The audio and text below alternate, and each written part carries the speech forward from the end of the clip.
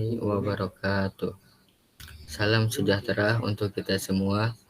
Salam Om Swastiastu, Namo Buddhaya, salam kebajikan. Pertama-tama marilah kita panjatkan puja dan puji syukur kita atas kehadirat Allah Subhanahu wa taala yang telah memberikan rahmat-Nya sehingga kita bisa berkumpul di sini. Sebelum lanjut ke presentasi, saya ada pepatah kata dari Mahatma Gandhi mengenai masa depan yang berbunyi, masa depan bergantung pada apa yang kita lakukan hari ini. Jadi, jika kita di sini untuk belajar bersama, kita berada di tempat yang benar untuk selangkah lebih maju dalam menggapai masa depan.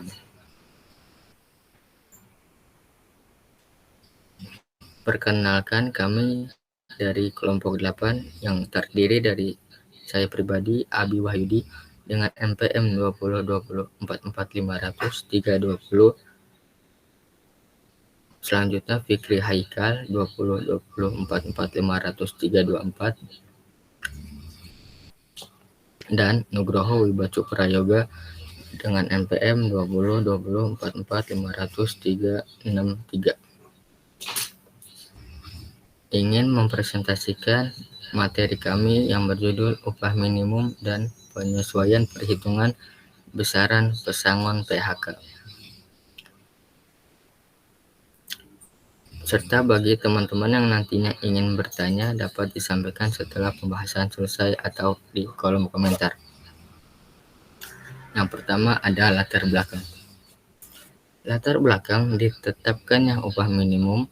Latar belakang ditetapkannya upah minimum adalah dimaksudkan sebagai kebijakan yang dibuat oleh pemerintah untuk melindungi kepentingan pekerja, di mana upah minimum berfungsi sebagai jaring pengaman agar tidak ada nilai upah yang lebih rendah dari upah minimum yang ditetapkan pemerintah. Tidak hanya itu, upah minimum juga melindungi dan menjamin kelangsungan usaha dan mendorong pertumbuhan lapangan kerja produktif. Selanjutnya ada pengertian upah minimum. Upah minimum adalah upah bulanan terendah yang ditetapkan setiap tahun sebagai jaring pengaman di suatu wilayah. Upah minimum menjadi batas bawah nilai upah karena aturan melarang pengusaha membayar upah pekerjanya lebih rendah dari upah minimum. Upah minimum dapat ditetapkan di provinsi atau sering kita dengar dengan sebuah upah minimum provinsi atau ditetapkan di kabupaten atau kota, disebut dengan upah minimum kabupaten atau kota. Menurut Pasal 23 ayat 1 dan 2 Peraturan Pemerintah Nomor 36 Tahun 2021 tentang pengupahan PP 36 2021. Upah minimum sebagaimana dimaksud merupakan upah bulanan terendah terdiri atas yaitu upah tanpa tunjangan atau upah pokok dan tunjangan tetap, atau dalam hal komponen upah di perusahaan terdiri atas upah pokok dan tunjangan tidak tetap. Upah pokok paling sedikit sebesar upah minimum. Dan ada penetapan upah minimum disesuaikan dengan kebutuhan hidup pekerja. Mengenai upah minimum ditetapkan berdasarkan kebutuhan hidup pekerja atau disebut kebutuhan hidup layak. Sedianya tercantum dalam Pasal 88 ayat 4 Undang-Undang Nomor 13 Tahun 2003 tentang Undang-Undang 13 Tahun 2003. Pasal ini menyebut pemerintah menetapkan upah minimum berdasarkan kebutuhan hidup layak dan dengan memperhatikan produktivitas dan pertumbuhan ekonomi. Namun melalui Undang-Undang Nomor 11 Tahun 2020 tentang Cipta Kerja Undang-Undang 11 Tahun 2020, pasal ini telah dicabut. Lebih lanjut Pasal 25 PP 36 Tahun 2021 yang merupakan Aturan turunan dari Undang-Undang Cipta Kerja menyebut upah minimum ditetapkan berdasarkan kondisi ekonomi dan ketenagakerjaan, atau dengan kata lain, tidak lagi berdasarkan kebutuhan hidup layak. Upah minimum berlaku untuk Pasal 24 Ayat 1 PP 36 Tahun 2021 menegaskan upah minimum hanya berlaku bagi pekerja dengan masa kerja kurang dari 1 tahun. Sementara upah bagi pekerja dengan masa kerja 1 tahun atau lebih harus berpedoman pada struktur dan skala upah yang wajib disusun dan diterapkan oleh perusahaan. Adapun jenis upah minimum. Pasal 25 Ayat 1 PP 36 Tahun 2021 menyebut upah minimum terdiri atas upah minimum provinsi dan upah minimum kabupaten atau kota dengan syarat tertentu. Berikut penjelasan jenis upah minimum. Upah minimum provinsi atau UMP adalah upah minimum yang berlaku untuk seluruh kabupaten atau kota di satu provinsi yang wajib ditetapkan oleh gubernur setiap tahunnya. Pasal 27 Ayat 1 PP 36 per tahun 2021. Upah minimum kabupaten atau kota adalah upah minimum yang berlaku di daerah kabupaten atau kota. PP 36 per tahun 2021 menyebut gubernur dapat menetapkan upah minimum kabupaten atau kota dengan syarat tertentu. Pasal 30 Ayat 1 PP 36 per tahun 2021. Adapun syarat tertentu yang dimaksud sehubungan dengan 1.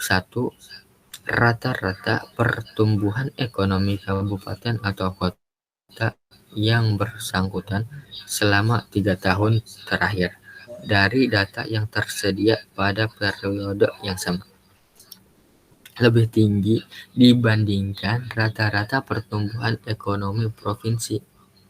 Yang kedua, nilai pertumbuhan ekonomi dikurangi inflasi kabupaten atau kota yang bersangkutan selama 3 tahun terakhir dari data yang tersedia pada periode yang sama, selalu positif dan lebih tinggi dari nilai provinsi. Selanjutnya yang akan dijelaskan oleh teman saya, Fikri Haikal.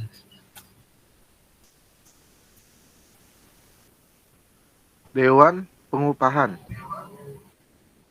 Dewan Pengupahan adalah lembaga non-struktural yang bersifat tripartit yang bertugas memberikan saran dan pertimbangan kepada pemerintah dalam rangka perumusan kebijakan pengupahan dan pengembangan sistem pengupahan. Juga saran dan pertimbangan penetapan UMP dan UMK. Disebut tripartit karena keanggotaan Dewan Pengupahan terdiri atas unsur pemerintah, organisasi pengusaha, serikat pekerja atau serikat buruh, akademisi, dan pakar. Pada pasal 69 PP 36 tahun 2021 menyebut Dewan Pengupahan terdiri atas Dewan Pengupahan Nasional dan Dewan Pengupahan Provinsi. Dan dalam hal diperlukan dapat dibentuk Dewan Pengupahan Kabupaten atau Kota. Hal ini sejalan dengan aturan baru adanya syarat tertentu yang harus dipenuhi bila gubernur akan menetapkan upah minimum kabupaten atau kota. Bila tidak, maka gubernur tidak dapat menetapkan upah minimum bagi kabupaten atau kota. Next. Selanjutnya, dasar perhitungan upah minimum menurut aturan yang terbaru. Pada pasal 25 PP 36 tahun 2021 mengatur upah minimum ditetapkan berdasarkan kondisi ekonomi dan ketenaga kerjaan meliputi paritas daya beli atau keseimbangan kemampuan berbelanja, tingkat penyerapan tenaga kerja, dan median upah atau margin antara 50% upah dibagi gaji tertinggi dan 50% terendah dari karyawan di posisi atau pekerjaan tertentu. Data pertumbuhan ekonomi, inflasi, paritas daya beli, tingkat penyerapan tenaga kerja, dan media upah bersumber dari lembaga yang berwenang di bidang statistik. Next.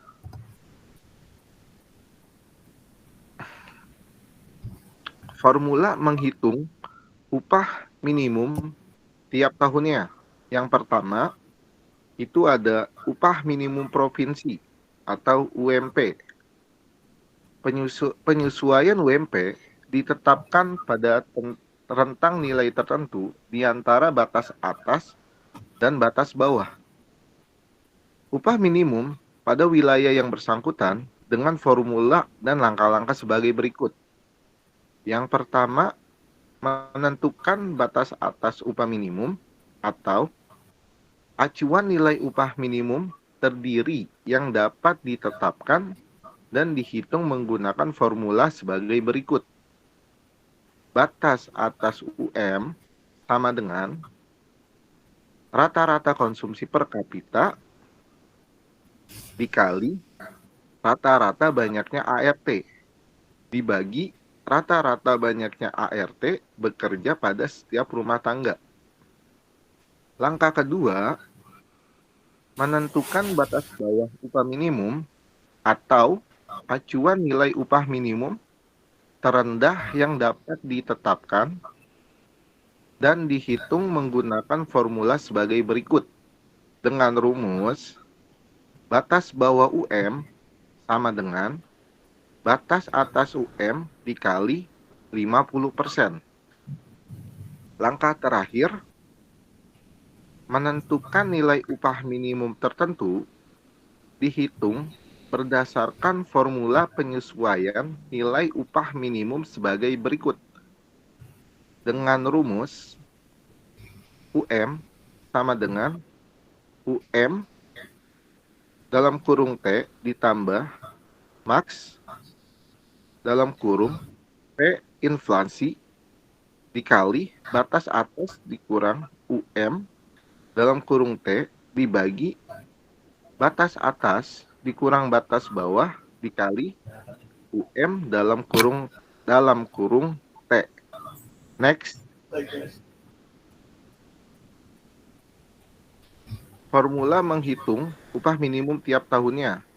Ini yang kedua, upah minimum kota atau kabupaten atau dikenal dengan UMK. Penetapan UMK menggunakan formula perhitungan upah minimum dengan tahapan perhitungan sebagai berikut. Yang pertama, menghitung nilai relatif UMK terhadap UMP berdasarkan rasio paritas daya beli atau Purchasing Power Parity atau PPP dengan formula sebagai berikut. UMK sama dengan PPP kabupaten atau kota dibagi PPP provinsi dikali UMP sama dalam kurung T. Yang kedua, menghitung nilai relatif UMK terhadap UMP berdasarkan rasio tingkat penyerapan tenaga kerja dengan formula sebagai berikut. UMK sama dengan 1 dikurang TPT kabupaten atau kota dibagi 1 dikurang TPT provinsi dikali UMP. Yang terakhir, menghitung nilai relatif UMK terhadap UMP berdasarkan rasio median upah. dengan formula sebagai berikut. UMK sama dengan median upah kabupaten atau kota dibagi median upah provinsi dikali UMP. Next. Selanjutnya, penyesuaian besaran uang pesangon PHK. Besaran uang pesangon PHK pada tahun 2022 dan UPMK terbaru diatur dalam Undang-Undang Cipta Kerja Pasal 81.44 seperti dirangkum dalam tabel berikut. Di sini dijelaskan bahwa masa kerja kurang dari 1 tahun, pesangonnya mendapatkan 1 bulan upah. UPMK-nya tidak dapat. Masa kerja 1 sampai kurang dari 2 tahun, pesangonnya 2 bulan upah. UPMK-nya belum dapat juga. 2 sampai kurang dari 3 tahun, pesangonnya 3 bulan upah. UPMK-nya tidak dapat. 3 sampai kurang dari 4 tahun, pesangonnya mendapatkan 4 bulan upah. UPMK-nya 2 bulan upah. Masa kerja 4 sampai kurang dari 5 tahun, 5 pesangonnya mendapatkan 5 bulan upah. UPMK-nya mendapatkan 2 bulan upah. 5 sampai kurang dari 6 tahun, pesangonnya mendapatkan 6 bulan upah dengan UPMK-nya 2 bulan upah. Masa kerja 6 sampai kurang dari 7 tahun, pesangonnya mendapatkan 7 bulan upah dengan UPMK-nya 3 bulan upah. 7 sampai kurang dari 8 tahun, pesangonnya mendapatkan 8 bulan upah dan UPMK-nya 3 bulan upah. Masa kerja 8 sampai kurang dari 9 tahun, pesangonnya 9 bulan upah dan UPMK-nya 4 bulan upah. 12 sampai 15 masa kerja, pesangonnya mendapatkan 9 bulan upah dan UPMK-nya 5 bulan upah. 15 sampai kurang dari 18 tahun, pesangonnya mendapatkan 9 bulan upah dengan UPMK-nya 6 bulan upah. Selanjutnya, 18 sampai 21 tahun masa kerja, pesangonnya mendapatkan 9 bulan upah dan UPMK-nya 7 bulan upah. Dan 21 sampai 24 tahun masa kerja mendapatkan pesangon 9 bulan upah dan UPMK-nya 8 bulan upah. Dan yang terakhir, masa kerja lebih dari 24 tahun mendapatkan pesangon 9 bulan upah dan UPMK-nya 10 bulan upah. Dan di sini ada UPH. Itu ada cuti tahunan yang belum diambil dan belum gugur. Yang kedua itu ada biaya atau ongkos pulang untuk pekerja atau buruh dan keluarganya ke tempat pekerja atau buruh diterima bekerja. Yang terakhir, hal-hal lain yang ditetapkan dalam perjanjian kerja, peraturan perusahaan atau perjanjian kerja bersama. Selanjutnya akan dijelaskan oleh teman saya yaitu Nugroho. Ya, selanjutnya penyesuaian besaran uang pesangon PHK. Yang kedua, B. Ketentuan dasar perhitungan pesangon terdapat dalam Undang-Undang Cipta Kerja Pasal 81.45 tentang perubahan Pasal 157 Undang sebagai berikut. Yang pertama, komponen upah yang digunakan sebagai dasar perhitungan uang pesangon dan UPMK terdiri atas upah pokok dan tunjangan tetap. Yang kedua, penghasilan pekerja atau buruh dibayarkan atas dasar perhitungan harian. Upah sebulan sama dengan 30 kali upah sehari. 3. Dalam hal upah, pekerja atau buruh dibayarkan atas dasar perhitungan satuan hasil. Upah sebulan sama dengan penghasilan rata-rata dalam 12 bulan terakhir. Yang keempat, jika upah sebulan lebih dari upah minimum, maka upah yang menjadi dasar perhitungan pesangon adalah upah minimum yang berlaku di wilayah domisili perusahaan. Next, faktor penggalinya dalam pesangon PHK. Perhitungan uang pesangon dan UPMK menggunakan faktor pengali yang didasarkan pada alasan PHK. Faktor pengali ini diatur dalam Peraturan Perundang-Undang 35 tahun 2021 sebagai berikut. Yang pertama, pesangon 0,5 dikali ketentuan UPMK dan UPH untuk PHK karena pengambil alihan perusahaan yang mengakibatkan perubahan syarat kerja dan pekerja atau buruh tidak bersedia melanjutkan hubungan kerja, lalu melakukan efisiensi karena mengalami kerugian. Perusahaan tutup akibat kerugian terus-menerus atau tidak secara terus-menerus selama 2 tahun. Tutupnya perusahaan yang disebabkan keadaan memaksa force majeure, di mana perusahaan dalam keadaan penundaan kewajiban pembayaran utang karena mengalami kerugian. Kondisi perusahaan pilot, pekerja atau buruh melakukan pelanggaran dalam perjanjian kerja.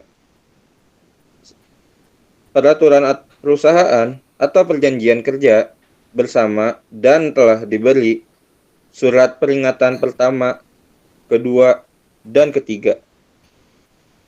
Pesangon 0,75 dikali ketentuan UPMK dan UPH untuk PHK karena force majeure yang tidak mengakibatkan perusahaan tutup. Next.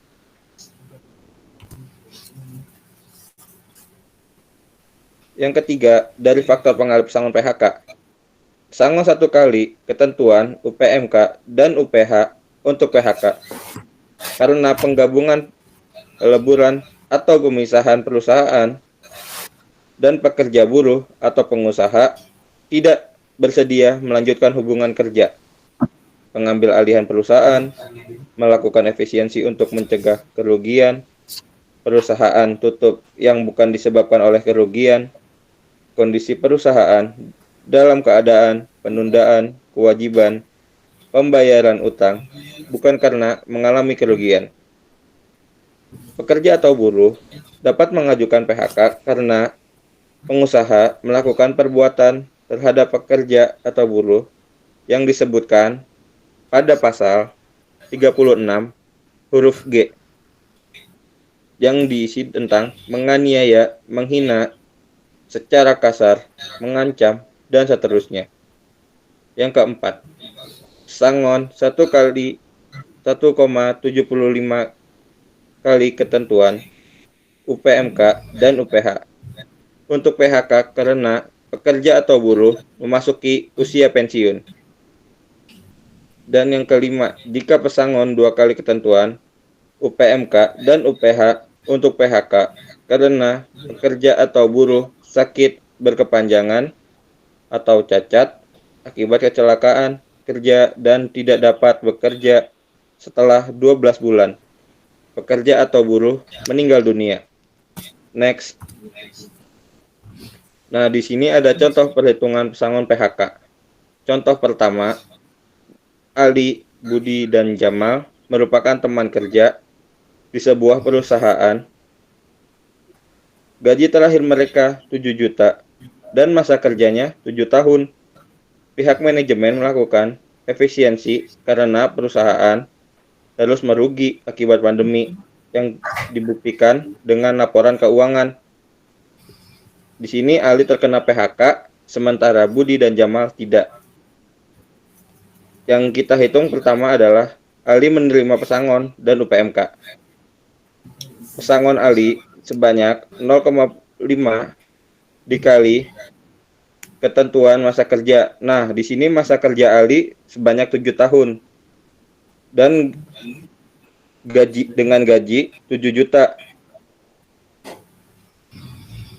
Terus 0,5 dikali 8 bulan upahnya.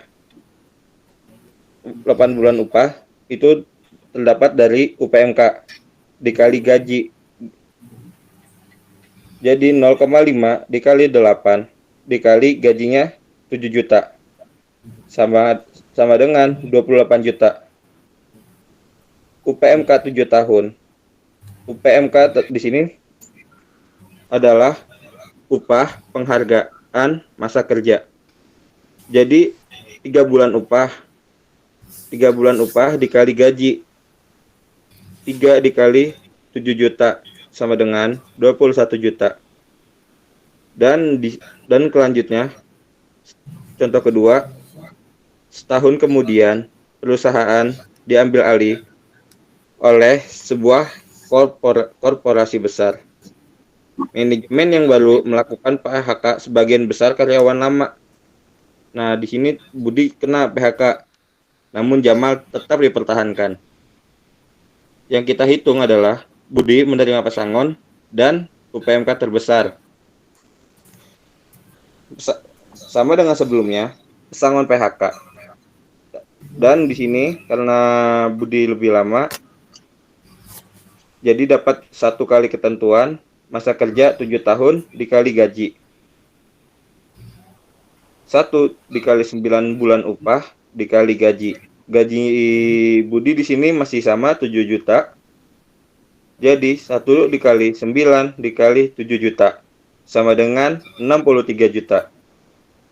UPMK-nya dari Budi 8 tahun sama dengan 3 bulan upah. Sama dengan 3 dikali gaji Budi. Budi di sini 7 juta sama dengan 3 dikali 7 juta sama dengan 21 juta. Next. Contoh ketiga, tahun berikutnya Jamal tidak betah dengan manajemen baru perusahaan.